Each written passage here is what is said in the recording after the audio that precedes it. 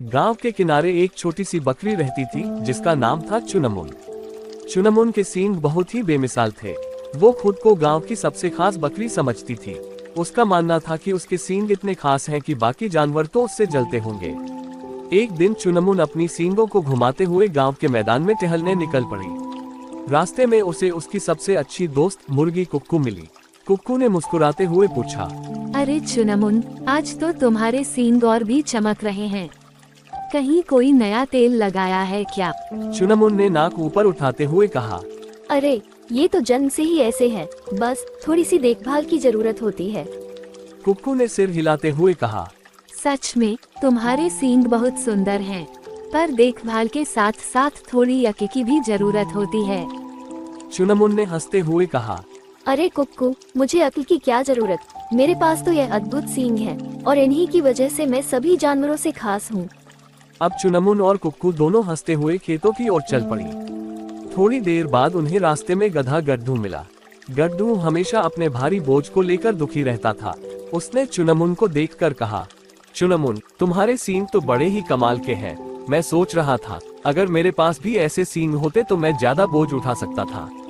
चुनमुन ने ठहाका लगाते हुए कहा, अरे गड्ढू, तुम्हें सींग की नहीं दिमाग की जरूरत है। अगर तुम बोझ उठाने में इतनी मेहनत कर रहे हो तो इसका मतलब है कि तुम्हारे दिमाग में थोड़ी कमी है। गड्ढू ने सिर खुजलाते हुए कहा, अरे तुम्हारी बातों का जवाब तो मेरे पास नहीं है, पर तुम्हारे सींग जरूर कमाल के हैं।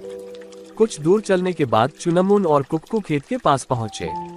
वहाँ उन्हें भालू बलवंत मिला जो पेड़ से शहद निकालने की कोशिश कर रहा था।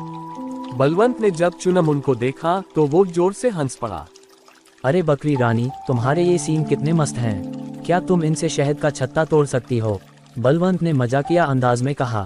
चुनमुन ने सींग हिलाते हुए कहा, शहद तोड़ना तो मेरे सींगों का काम नहीं है बलवंत, ये तो सिर्फ खूबसूरती और ताकत का प्रतीक है। बलवंत हंसते हुए बोला, अरे ताकत तो बहुत देखी है, अब कोई काम का भी तो दिखाओ।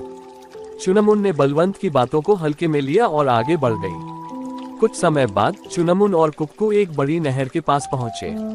नहर पर पुल नहीं था और उसे पार करने का कोई रास्ता भी नहीं था।